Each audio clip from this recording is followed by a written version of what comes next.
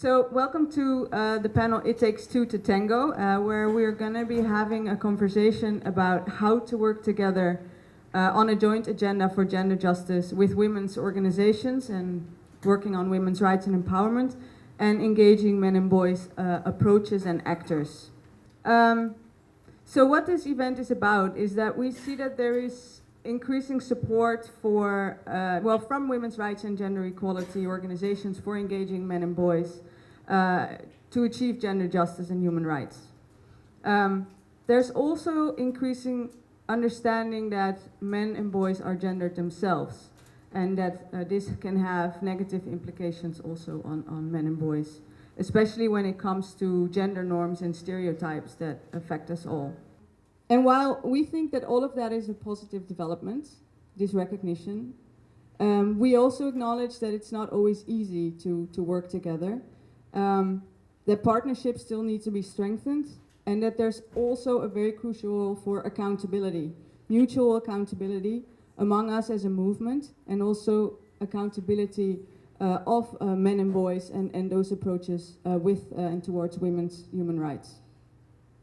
So what this panel intends to do is to have an open conversation around some of the experiences here of the people in the panel working on these approaches, but also of you here in the audience. Our founder and president, Malika Dutt, again before Breakthrough came to be, was working with survivors of domestic violence in India, largely around policy, services, ensuring women have safe places to go.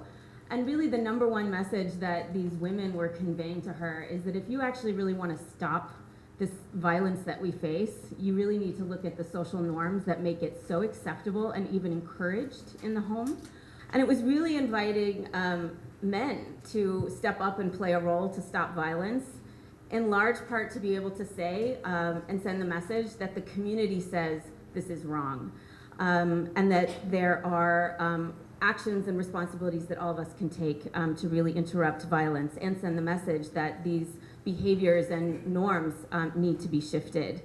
So what we have learned from our own experience is learning what the culture of that place is, respecting that, and then hearing from the women themselves what the challenges are, and then how they want us to engage with the men. So we are able to draw a line and say, okay, this is how far we can go engaging with the men. And we've also learned to listen to the men as well. It's very important to listen to them because our relationships are relational in Africa.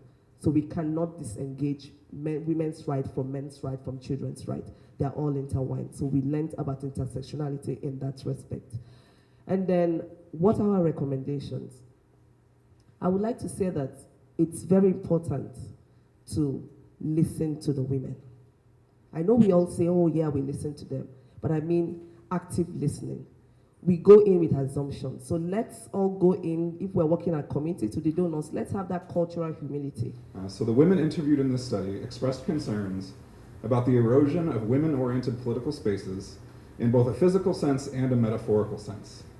Decades of feminist social movement organizing led to the creation of physical spaces within international development that are by, for, and about women. The CSW, where we are right now, and the AWID forums are examples of such spaces. That organizing also led to the creation of more metaphorical spaces for and about women as well. So political space holders like UN Women and women-oriented branches of bilateral funding agencies.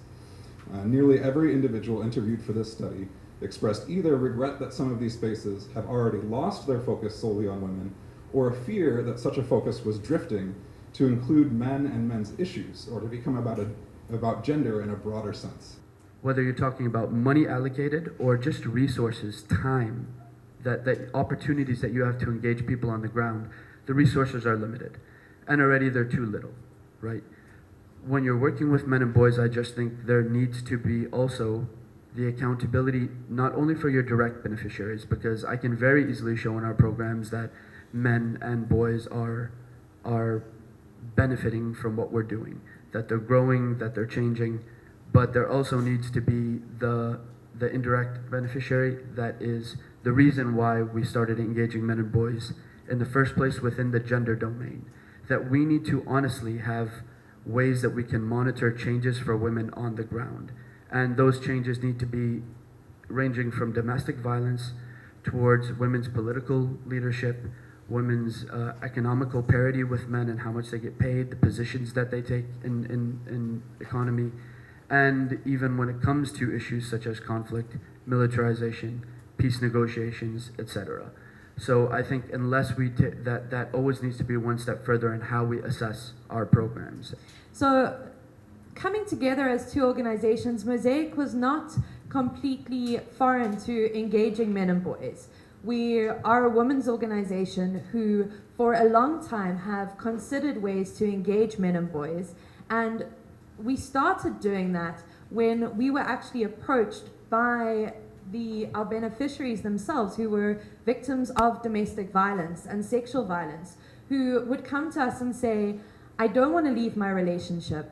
I want the violence to stop. I love my partner. Can you, as the organization who's helping me, not help my partner at the same time?